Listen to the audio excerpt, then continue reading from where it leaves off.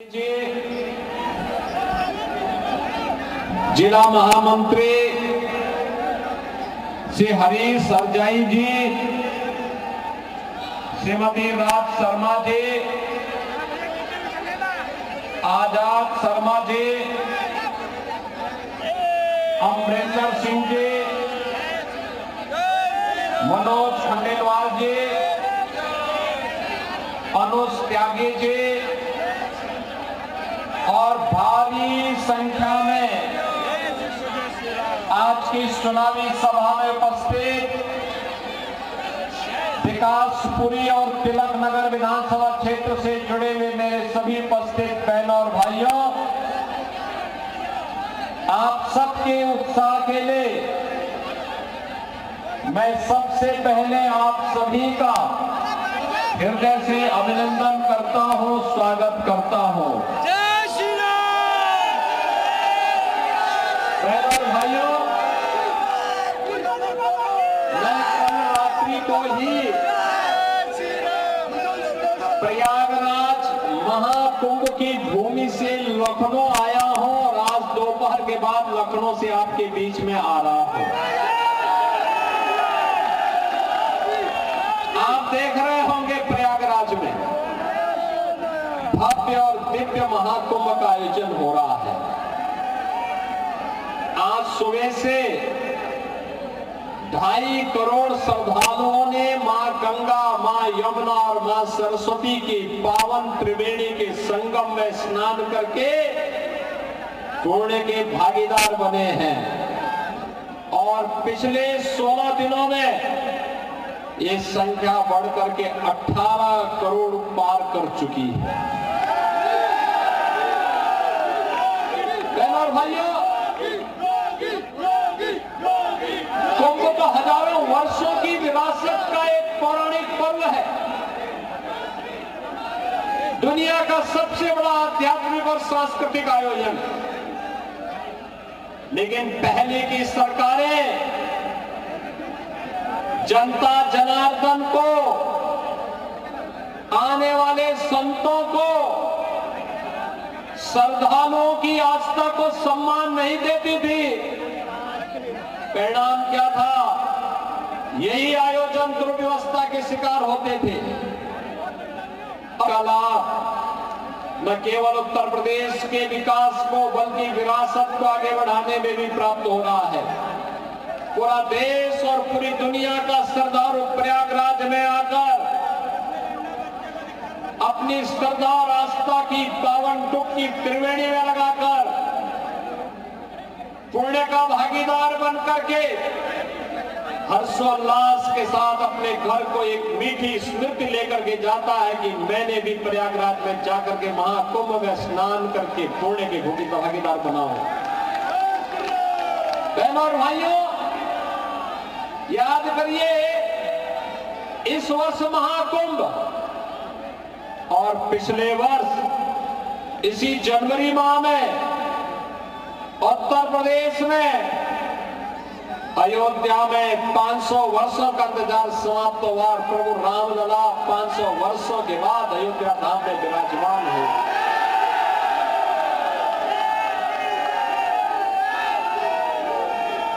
चाहे वह अयोध्या में रामलला का विराजमान होने का हो, काशी में काशी विश्वनाथ धाम का मामला हो, प्रयागराज में महाकुंभ का आयोजन हो, उत्तराखंड के केदारनाथ में केदारपुरी का निर्माण हो या मध्य प्रदेश में महाकाल का, ये नए भारत का दर्शन करा रहा है। जहां जहां पे भाजपा की राज्य सरकारें हैं, प्रधानमंत्री मोदी जी के विजन को जिसने भी जमीनी धरातल पर उतारा है, वह यश का भागीदार भी बना है और अपार श्रद्धा को सम्मान देने के कारण पुण्य का भागीदार भी बना है और उसका लाभ जनता जनार्दन को भी प्राप्त हुआ है। यही तो उत्तर प्रदेश में हो रहा है, यही मध्य प्रदेश में देखने को मिल रहा है, यही हमें उत्तराखंड में देखने को मिल रहा है। और यही भारतीय जनता पार्टी की राज्य सरकारें जहां जहां पर है वहां वहां पर इस प्रकार की सुविधा का लाभ प्राप्त हो रहा है। बहनों और भाइयों, भारतीय जनता पार्टी का मतलब डबल इंजन की एक ऐसी सरकार जो विरासत को भी सम्मान देती है, साथ साथ विकास के बड़े बड़े कार्यों को लेकर के भी आती है। आज मैं आपसे कहने के लिए आया हूं बहनों और भाइयों, मैं जब यहां विकासपुरी के इस सभा में आने के लिए आया हूं, मैं भौचक था दिल्ली की सड़कों को देख करके। सड़क में गड्ढा है या गड्ढे में सड़क है, हमें नहीं पता लग रहा था, इसीलिए मुझे आने में लेट हुआ। याद करिए, आप सभी लोग हजारों की संख्या में यहां पर आए हैं, लेकिन थोड़ा भी आत्ममंथन करिए। जो व्यक्ति पिछले 10-11 वर्षों से बेवकूफ बना रहा है दिल्ली की जनता को झाड़ू लेकर के, कम से कम दिल्ली की सड़कें साफ ही होती, लेकिन सफाई नहीं है, बल्कि झाड़ू गंदगी फैलाने का एक माध्यम बन गया है दिल्ली के अंदर। जिस भी सड़क पे जाओ कूड़े का ढेर पड़ा हुआ है, जिस भी सड़क पे जाओ कूड़े का ढेर है, बदबू है, सीवर सड़कों पे बह रहा है, सड़कें बेतरतीब हैं, बिजली नहीं मिलती है, पेयजल की सुविधा से जनता को वंचित रखा जाता है। और मैं तो आपसे यही कहने के लिए आया हूं, जिस पार्टी ने और जिस व्यक्ति ने पिछले 10 वर्षों से दिल्ली की जनता को प्यासी तड़पने के लिए छोड़ा है, उस पार्टी को आज अपने वोट से तरसा दीजिए उसको। ये सबसे अच्छा अवसर है। बहनों और भाइयों, दुनिया का पहला राजनीतिक दल है आम आदमी पार्टी, जिसकी सरकार के लगभग दर्जन भर मंत्री और जनप्रतिनिधि जेल की सिकोचों के अंदर बंद हैं बेईमानी और भ्रष्टाचार के कारण। एकमात्र पार्टी है जिस पार्टी के ऊपर भ्रष्टाचार का आरोप लगा है, एकमात्र पार्टी है जिस पार्टी ने जो कहा वह करके नहीं दिखाया। याद करिए 2013-14 में 13 में इस पार्टी ने कहा था जन लोकपाल का आश्वासन दिल्ली वासियों को दिया था। क्या जन लोकपाल का विधेयक पारित करके इन्होंने जन लोकपाल बिठाया? इन्होंने सिटीजन चार्टर की बात कही थी, जनता के प्रति जवाबदेह सरकार की बात कही थी। ये जनता के प्रति क्या जवाबदेह हो पाएंगे? ये तो जनता के हकों पे डकैती डालने वाले लोग हो गए। इन लोगों ने डकैती डाली है, भड़सरेआम डकैती डाली है। बहनों और भाइयों, मैं पिछली बार जब आया था दिल्ली में तब मैंने कहा था, बार बार कहा था, तब मैंने कहा था कि केजरीवाल जी, मैं तो अपनी पूरी मंत्री परिषद के साथ जाकर के मैंने प्रयागराज में मां गंगा, मां यमुना और मां सरस्वती की त्रिवेणी के संगम में जाकर के डुबकी लगा करके हमारा पूरा मंत्रिमंडल तो पुणे का भागीदार बना है। हमने उत्तर प्रदेश के विकास की एक नई कार्य योजना भी वहां स्वीकृत की। लेकिन मैं पूछना चाहता हूं, आम आदमी पार्टी की सरकार दिल्ली के अंदर इसी तर्ज पर यमुना जी में जाकर के डुबकी लगा करके आचमन करके दिखाए। केजरीवाल जी, आपको जाना चाहिए, नैतिक साहस है तो जाइए, यमुना जी में डुबकी लगाइए, मंत्रिमंडल के सभी पुराने सहयोगियों को भी लेकर के जाइए और जनता जनार्दन को इस बात के लिए आश्वस्त करिए, उनको बताइए कि दिल्ली के साथ उन्होंने कितना बड़ा अन्याय किया। जो यमुना नदी हमारे लिए एक आस्था की नदी हुआ करती थी, जिस यमुना नदी के किनारे ही वृंदावन में भगवान कृष्ण ने अपनी सभी लीलाओं को रचा था, जो यमुना नदी हमारे लिए पावन नदी के रूप में जानी जाती है। हर भारतवासी के मुंह से जब भी कोई स्नान करता है किसी भी नदी में, घर में, उसके मुंह से सहसा निकलता है, हर हर गंगे हर हर यमुने।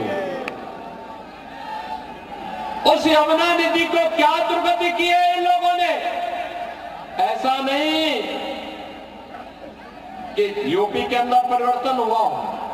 यूपी के अंदर नमामि गंगे परियोजना के माध्यम से मोदी जी ने जो कार्य योजना बनाई, जो पैसा दिया, उस पैसे को जमीनी धरातल पर उतार करके लगाया गया।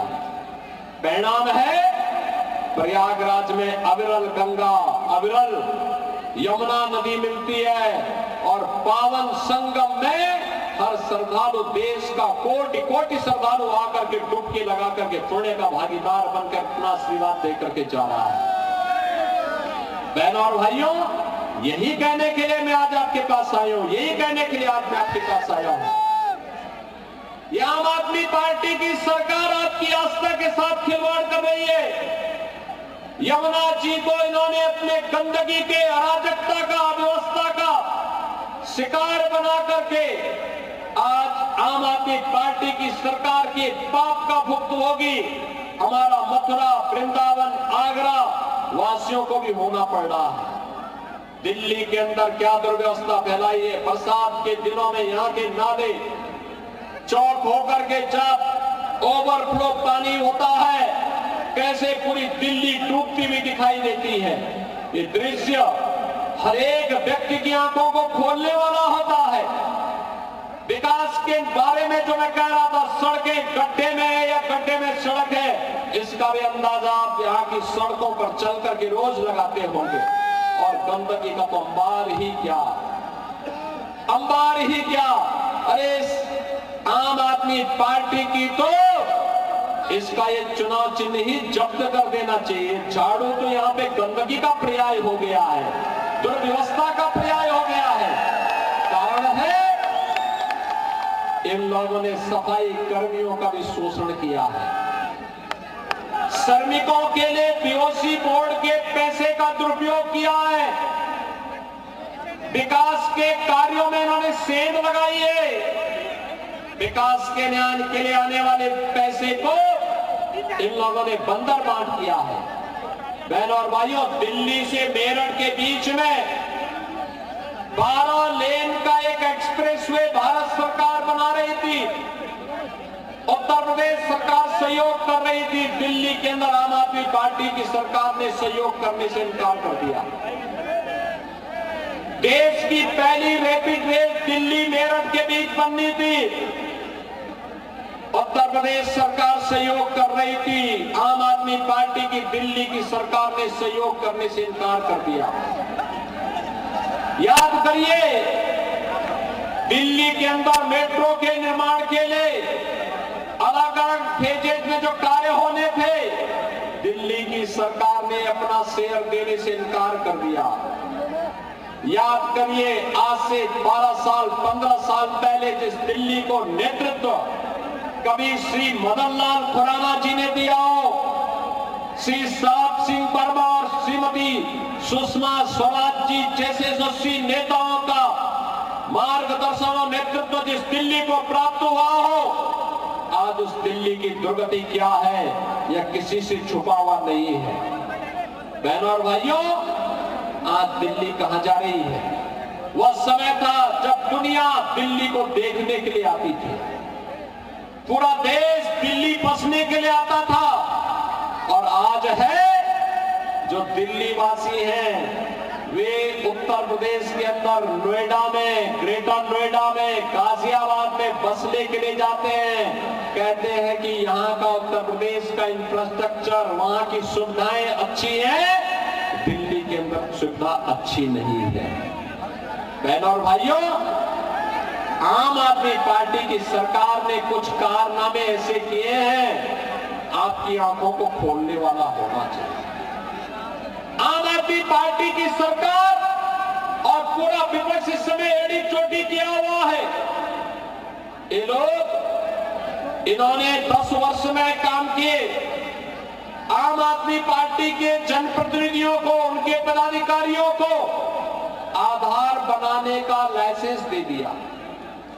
उन्होंने बांग्लादेशी और रोहिंग्या मुसलमानों के भी उन्होंने आधार कार्ड बना करके उन्हें जबरन दिल्ली का नागरिक देकर के दिल्ली वासियों के अधिकारों को इन्होंने जबरन हथियाने का प्रयास किया।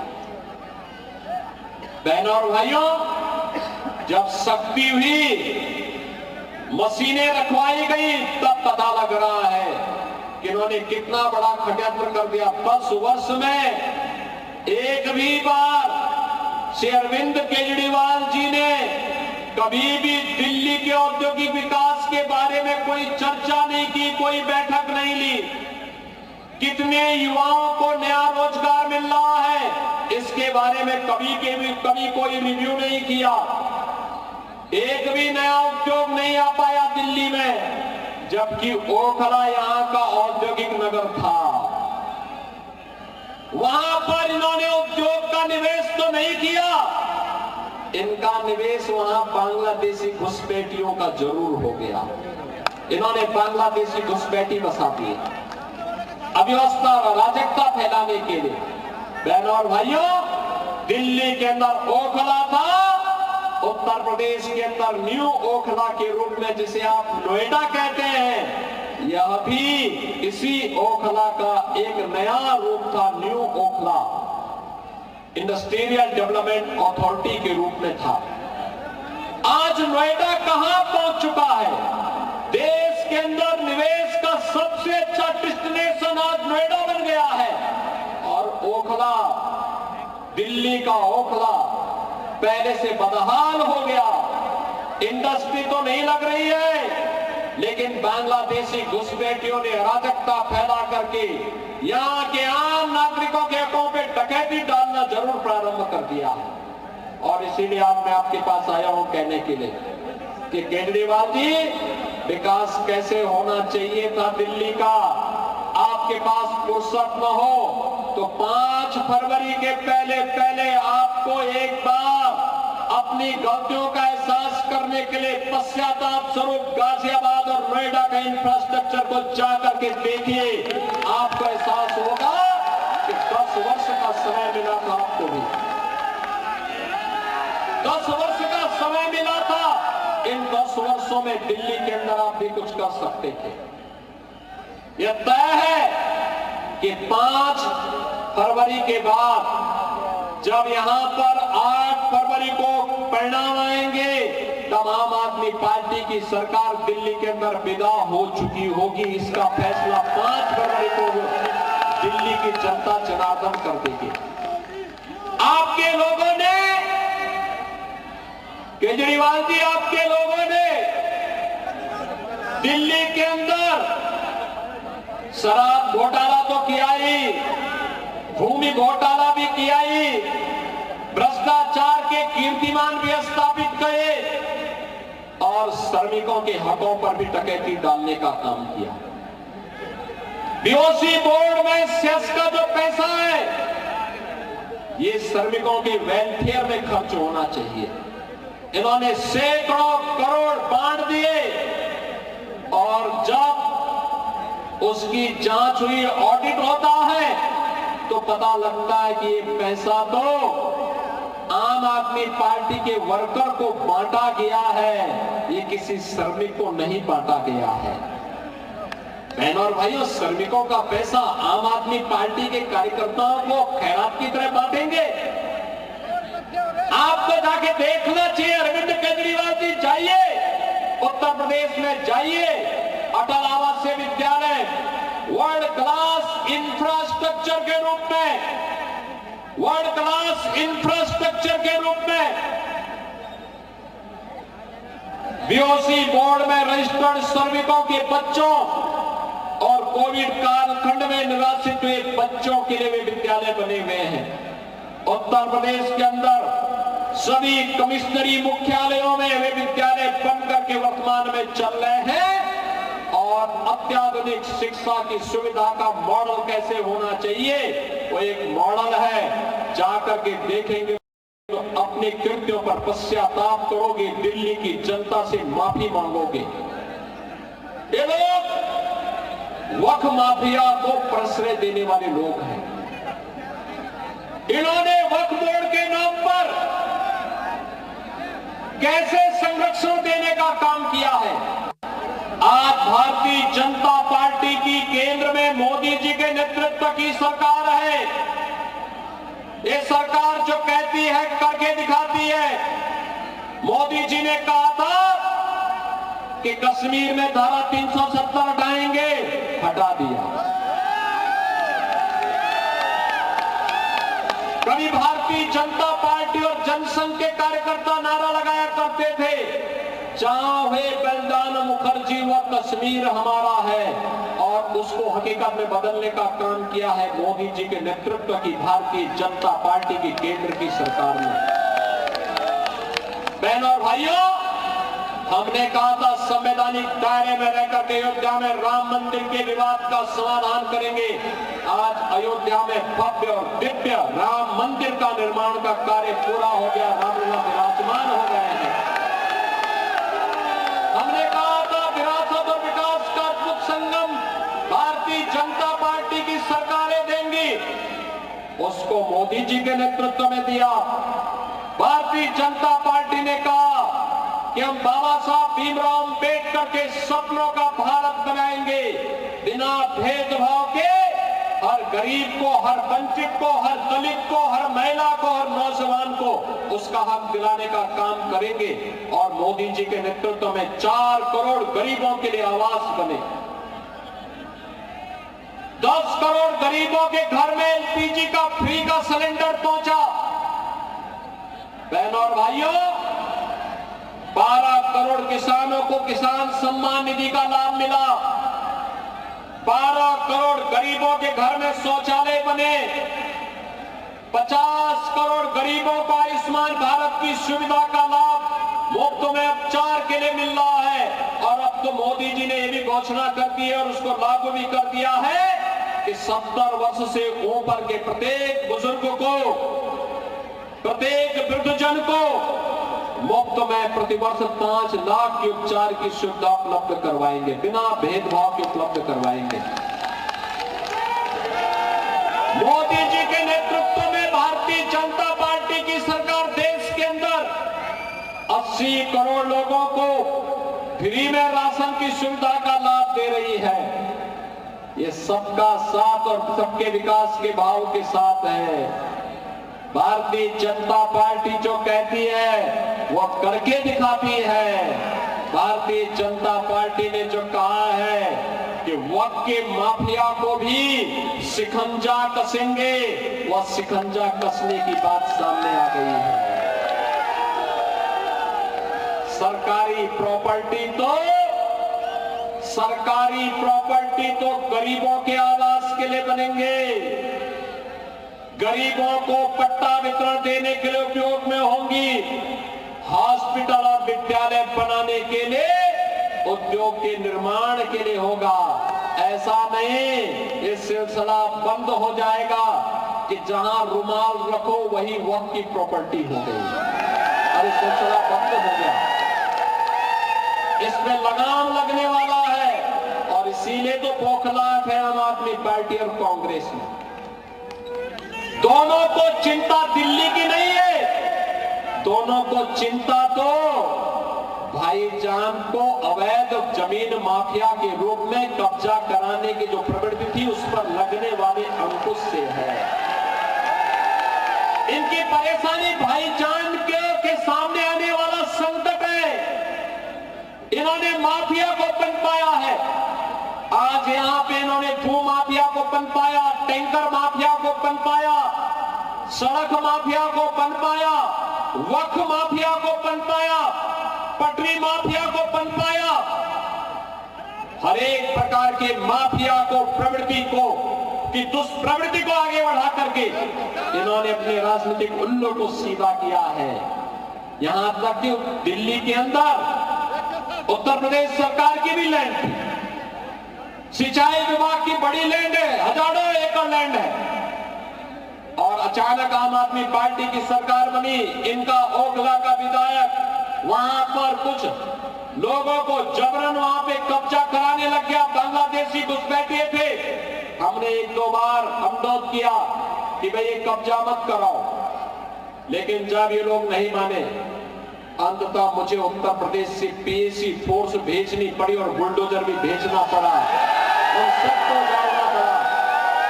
अपनी जमीन को वापस कब्जा लिया। मैंने कहा दिल्ली के अंदर विकास के लिए जमीन चाहिए, उत्तर प्रदेश सरकार देगी, लेकिन बांग्लादेशी घुसपैठियों के लिए और वक्फ माफिया के नाम पर कब्जा करने के लिए 1 इंच जमीन नहीं देने वाले हैं। और इसीलिए बहनों और भाइयों, आज मैं आपसे कहने के लिए आया हूं कि भारतीय जनता पार्टी की डबल इंजन की सरकार दिल्ली के अंदर बने।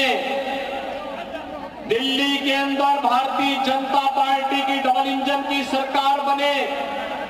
जिन बुनियादी सुविधाओं से आपको वंचित किया गया है, सड़क से, बिजली से, पानी से, पार्क से, सीवर लाइन से,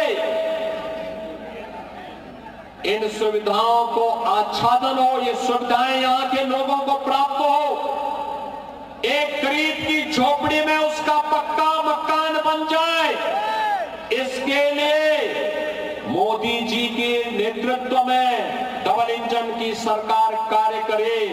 दिल्ली का विकास होगा, हर स्ट्रीट वेंडर को स्वनिधि का लाभ मिले, हर दिल्ली वासी को आयुष्मान भारत की सुविधा का लाभ मिले, हर महिला को यहां पर उस सुविधा का लाभ मिले जो भारतीय जनता पार्टी की राज्य सरकारों में मिल रहा है। और इस दृष्टि से आज हम सब आपके पास आए हैं।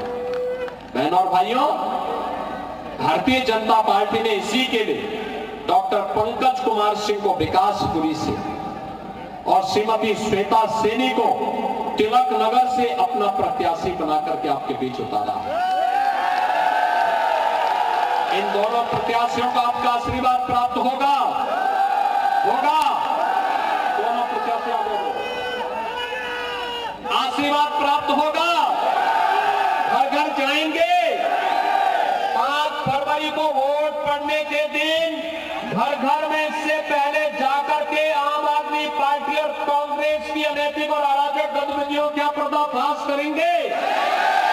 दिल्ली को बचाने के लिए, जन सुविधाओं से आच्छादन करने के लिए फिर से कमल खिलाने के इस अभियान का हिस्सेदार बनेंगे। विरासत और विकास की, सुरक्षा और समृद्धि की भारतीय जनता पार्टी की डबल इंजन सरकार लाने के लिए आगे बढ़ेंगे। तो फिर मेरे साथ दोनों हाथ उठा करके बोलेंगे, दोनों हाथ उठाइए, जहां तक मेरी आवाज जा रही है, दोनों हाथ उठा करके बोलेंगे, भारत माता की, भारत माता की, भारत माता की जय श्री राम, जय श्री राम।